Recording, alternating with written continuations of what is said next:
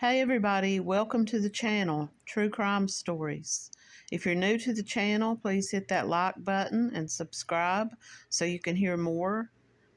Thanks for stopping by.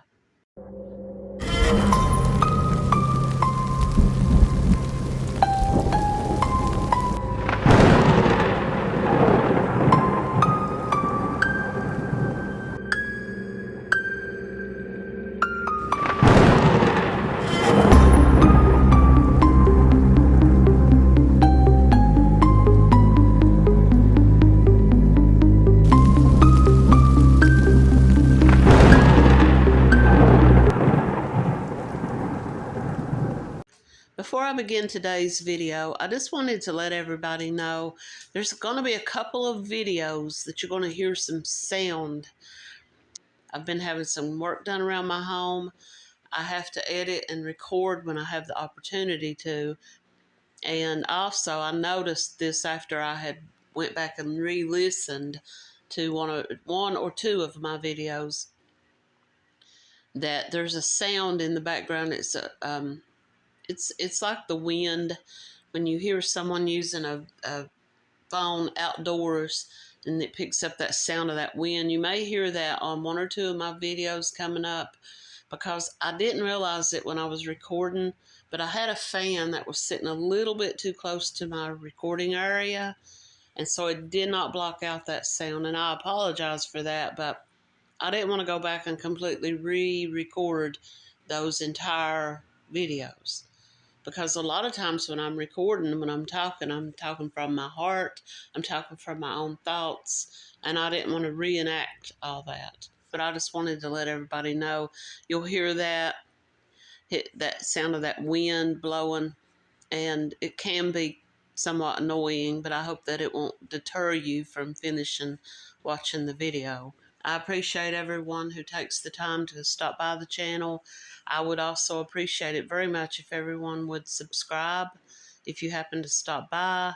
If you watch one of my videos, just give it a like, a thumbs up, and hopefully leave a comment if you are so inclined. This is a Jane Doe case from Tennessee. This girl has been referred to as the Harpeth River Jane Doe or Cheryl Doe. The body of an unidentified teenage girl was found face down in the shallow waters of the Harpeth River in Nashville, Tennessee on March 24, 1976. A fisherman found the body near the McCrory Lane. The girl was established to be about 14 to 20 years of age, with long black hair, scars on her arms and abdomen, and was wearing a beaded choker necklace with a white dove. She was reportedly hitchhiking with another teenage girl. Her identity remains a mystery, and it is also a mystery who was the other girl that was with her and what happened to her. Once again, let me apologize for the background noise that you may hear. I have some work going on outside my house, and I'm sure that the microphone is picking that noise up. I do apologize for that, but I'm glad to be getting the work done. On March 24, 1976, a young girl was found in the Harpeth River in Tennessee. She has never been identified. Estimated to be between 14 and 17 years of age, she was described as 5 feet 2 inches tall, around 120 pounds. Investigators believe she may have been Native American or Hispanic. Her body carried scars. She had surgical scars on her abdomen and multiple healed injuries that appeared consistent with cigarette burns on her arms. She had been dead less than 24 hours when her body was found. The cause of death was listed as drowning, but the circumstances were unclear. Evidence of abrasions suggested that she may have been forcibly held underwater, leaving investigators uncertain as to whether her death was self-inflicted or foul play. She was found wearing a bra, unbuttoned jeans, a rawhide bracelet, and a choker decorated with white doves. Now, the one clue that was found with her body that gave investigators any type of information at all was a photograph of a little boy labeled with the writing on the photograph said Little Charlie, and there was a handwritten phone number on the back of the photo. Investigators called the number and they reached a man named Charles Moore. He stated that he and his brother-in-law had picked up this girl and another young woman hitchhiking near Highway 24 about 10 days earlier. Now, I don't know how long it was before they found this photograph before they called him, but they said she had only been dead for about 24 hours when she was found. So if it had been 10 days prior, according to him, where had she been for 8 days or so in between? Or was his story made up? He says that the two girls claimed that they had escaped from an institution in St. Paul, Minnesota, and that they were traveling toward Florida. The two men were questioned but never named as suspects. And who was the other girl? Did he give a description of this other girl, her age? Was there ever even really another girl with them? The second girl was never identified, and her fate remains unknown. Despite getting fingerprints and dental records, her identity has never been confirmed. She was found in the water. Are they saying DNA wasn't possible because evidence was washed away? So if she had been sexually assaulted, it may have been washed away by her being in the river. Blood or anything else on her body may have been washed away, fingerprints. That's the only thing that I can conclude from that, because she wasn't buried. She was thrown into the water or put into the water. Now her story remains unknown. Her ID, her identity remains unknown. She is the Harpeth Jane Doe or Shuri Jane Doe. They had photographs of this girl. They said her body had been in the water less than 24 hours. Deterioration was not that far advanced. Now, she was presumed to be Native American or Hispanic.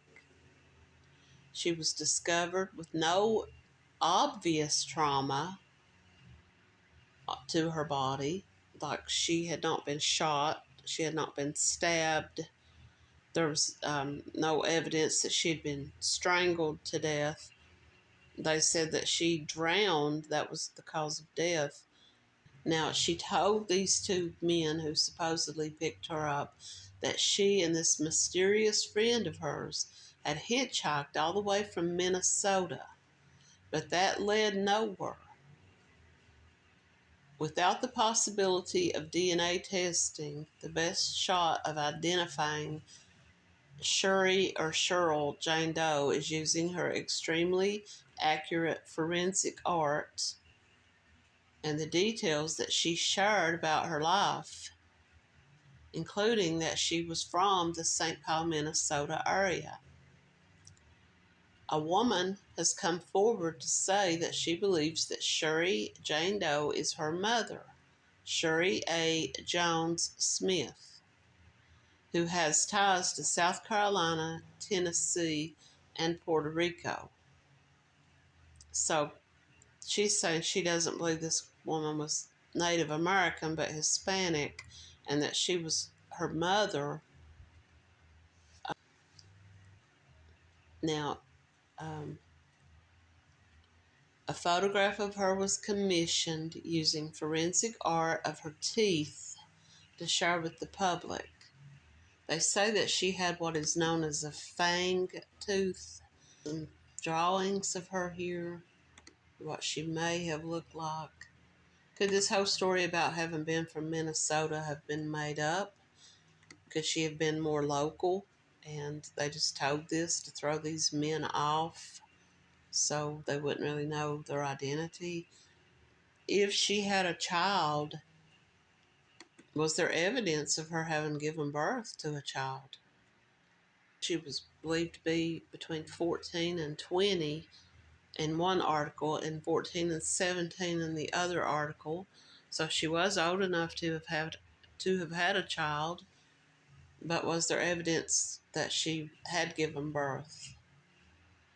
And were there any reports of any two young girls having ran away from a mental health facility in Minnesota, in St. Paul?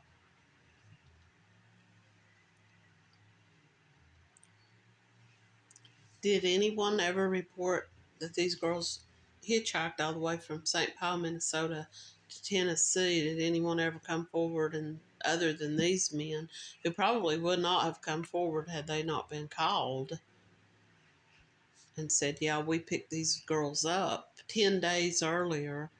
Fishermen discovered a body caught in trees in the Harpeth River in Tennessee. To this day, no one knows the identity of this girl or how she ended up in the river. Her body was found about 200 yards from a bridge on McCrory Creek Road, downstream from the Harpeth River State Park in Davidson County. After Metro Nashville police responded, they determined the teen had drowned, but they didn't know whether this was accidental or the result of a homicide. Investigators say that there were several abrasions on her body, indicating that she could have been held underwater. She was wearing only blue jeans, a white bra, a rawhide bracelet, and a choker necklace with white dove on it. Once again, they found this picture that said Little Charlie. It had a phone number written on it. The phone number belonged to a man named Charles Moore from Nashville, who claimed that he and his brother-in-law had seen the girl about 10 days earlier. He said they picked her up on Highway 24 hitchhiking with a friend. He described her friend as a slender, blonde girl who appeared to be about 14 to 15 years of age. She was wearing wire-rimmed glasses. However, investigators say they were never able to locate or interview any girl that this man described. The man told police the two girls told them that they had run away from a mental hospital in Minnesota and were on their way to Florida. But it's unclear if those claims were true. Once again, I say, did they reach out to mental institutions or hospitals in St. Paul, Minnesota area to ask, have you had two girls of these descriptions of these two girls gone missing? Did St. Paul, Minnesota police have reports of this? He said that they dropped the two girls off at Interstate 24, Interstate 24's Winchester exit. Reports indicate the men were questioned but never labeled as suspects. Now, the scars on her arms were believed to have been from cigarette burns. So this was probably someone who was in an abusive home in her lifetime. Could this be why she ran away? Or the cigarette burns? Was the whole story about this mental hospital just made up? Or is it possible that these two girls did run away from some type of home?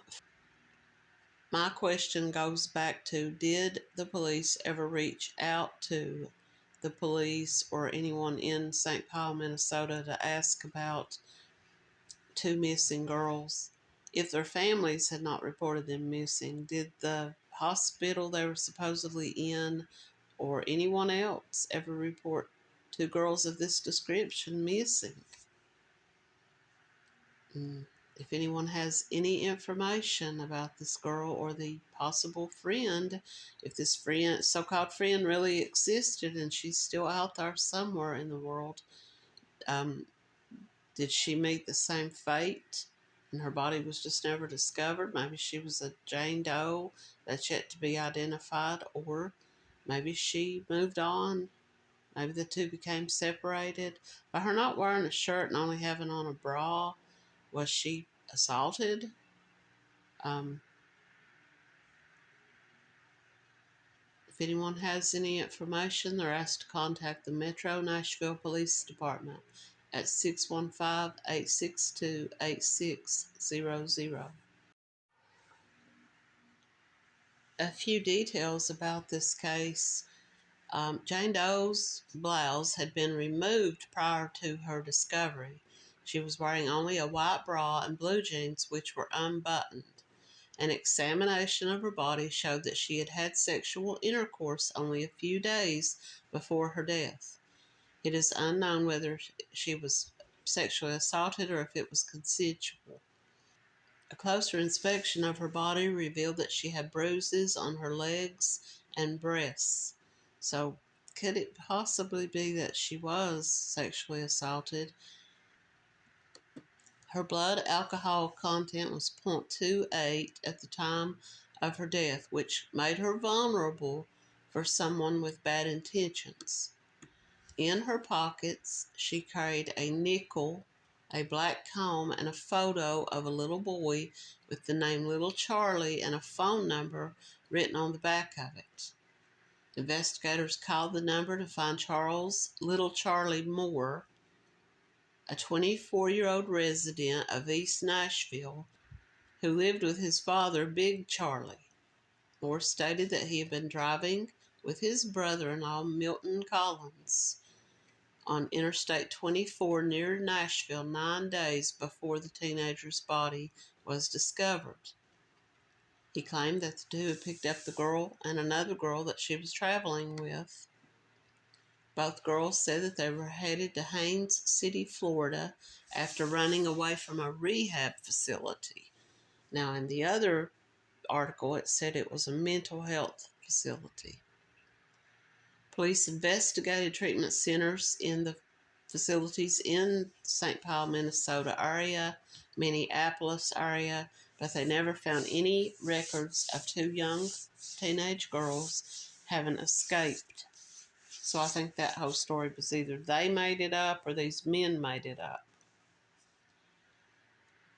He said that she called herself either Shuri or Cheryl, and she told them that she was in this facility being treated for alcoholism. They described her friend as being thin with sandy blonde hair and wire-rimmed glasses. She told them that she was being treated for suicidal tendencies and showed them scars on her wrists. Now, according to them, they told the police that these two girls said that they were on their way to Florida to meet this girl's husband, this blonde-headed girl, this unidentified friend's husband. But she and the supposed husband were never identified. Moore and Collins say that they dropped the teenagers off approximately 85 miles southeast of Nashville. Before they left, Moore said he handed the girl the photo and wrote. It was the only thing he had in his truck at the time, and he wrote his phone number down on the back and told them to contact him if they ever passed through the area again. The men say that they dropped the girls off and watched them get into another vehicle, and they continued on toward their destination, which they say was Chattanooga. 9 days later, the teenager's body was discovered about 90 miles in the opposite direction. Moore and Collins were interviewed by police and were never named as suspects. Moore was interviewed again 47 years later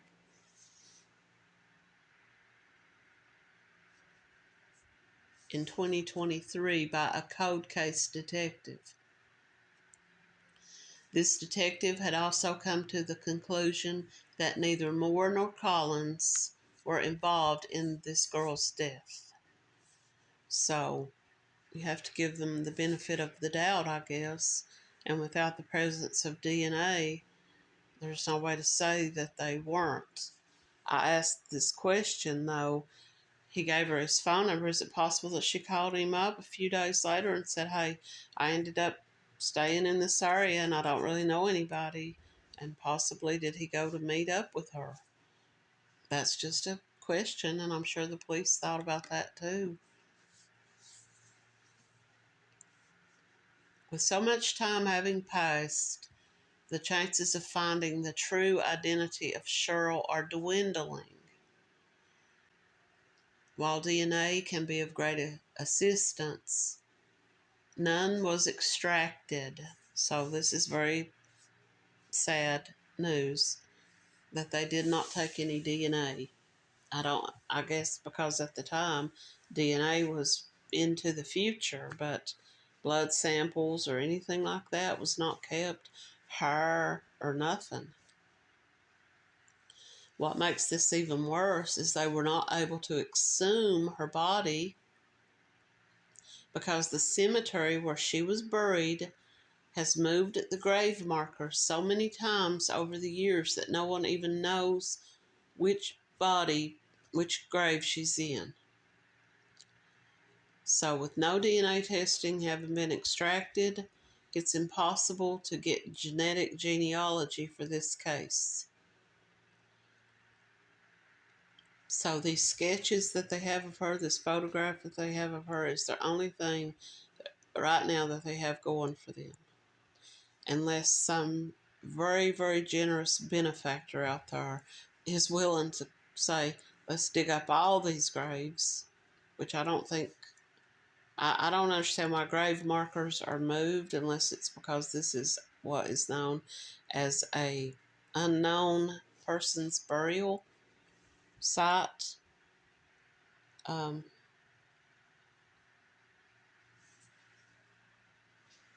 So this is very sad that this woman's identity is possible to be solved if they knew which grave her body was in. They could exhume her and get DNA from her remains. Apparently they kept no records of where people were buried. Grave markers are just moved around, and with so many years having passed, it's very unlikely that anybody even remembers. Now, she had dental work. They do have records of her dental work, but they've never been able to link her dental records with any missing person's dental records. She had a lot of fillings, and they say she had an oddly placed upper left canine tooth that they called a fang tooth, where it's kind of out of position with the rest of her teeth. Crooked, what some people would refer to it as. She had this crooked fang tooth, meaning it was a sharpish like tooth. Now they described her as being 5'2" and about 130 pounds, but they say that for someone of her age, height, and weight, that she had extremely large breasts. So this was something that maybe would have stood out to someone who maybe knew a girl of that description, but burns on both arms, possibly from cigarettes. Now, let me say, this may not have been an abusive situation. She may have done this to herself. And had she really spent time in a mental hospital? Did she really suffer from alcoholism at such a young age? And would someone have covered that up? Would someone at one of these facilities have denied knowing who these two girls were because they didn't want to get in trouble for allowing them to be able to escape? Surgical scars on her stomach Did they say what these surgical scars were? Was this a gallbladder surgery, an appendix, a C-section? It doesn't say. It's very sad that even though these people, we now have the technology to identify people after many, many years. I go back to the boy in the box who, it was like 70 plus years had passed since this little boy had been discovered beaten to death and killed. And many years later, his parents' identity were able to be discovered through DNA. But because this girl was buried in an unmarked grave, or in a grave that was moved, the markers was moved. They don't want to dig up all these graves to find her. So it's next to impossible. Not entirely impossible, but it would take a lot of graves being opened up, and they still wouldn't know for sure if it was her without some way. And I'm glad that technology has improved to this point, but this is just a very sad story. Sad that she died the way that she did. And it's sadder still that she may never be identified. Someone out there may know exactly who she is and really want to say this is exactly who she is, but they'll never be able to prove it without her body, without DNA. As this video comes to an end, I would just like to remind everybody to please like the video, leave a comment, and subscribe to the channel. Thanks for watching.